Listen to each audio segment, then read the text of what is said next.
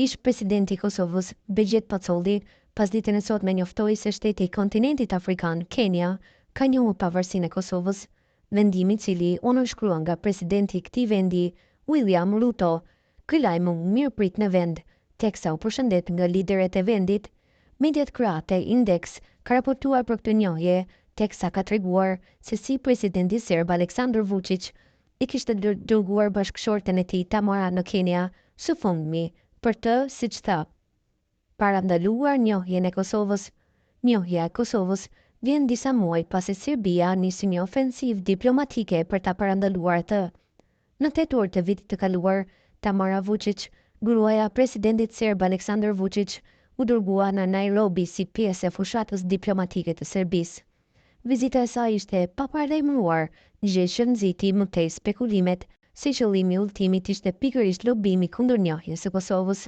Gruaja e Vučićit më pas mori pjesë në bisedimet me kryeministrin kenyan Musalia Mudavadi dhe ministrin e punëve të jashtme, ku theksi u vonë në forcimin e marrëdhënieve dypalshe dhe bashkëpunimin ekonomik ndërmjet Serbisë dhe Kenjas. Përveç bisedimeve diplomatike, Serbia ka premtuar edhe ndihmë financiare për Kenyan, duke përfshirë një donacion prej 150.000 eurosh për viktimat e përmbajtjeve. Vučić ka vizituar edhe lagjin e varfër Mukuru në Nairobi, ku ka përcjell mesazhin e vullnetit të mirë të presidentit serb. Gruaja e Vučićit ka kërcyer me femrat vendase në Kenya, shkroi media kroate Index. Megjithatë, ky medium thotë edhe përkundër këtyre përpjekjeve, vendimi për njohjen e Kosovës megjithatë u mor dhe Kenya u bë vendi i fundit në një seri shtetesh që mbështesin pavarësinë e Kosovës.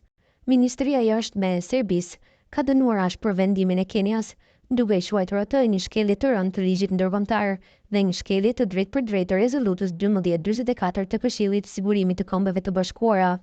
Një vendim i tillë minon përpjekjet që synojnë dialogun konstruktiv, stabilitetin rajonal dhe respektimin e rendit juridik ndërkombëtar. Ai gjithashtu vendos një precedent të trishtuar në marrëdhëniet tradicionalisht miqësore midis Serbisë dhe Kenjas, thuhet në deklaratë. Ministria tha se Serbia do të marrë të gjitha masat e nevojshme diplomatike dhe politike për t'u përgjigjur masës së Kenjas.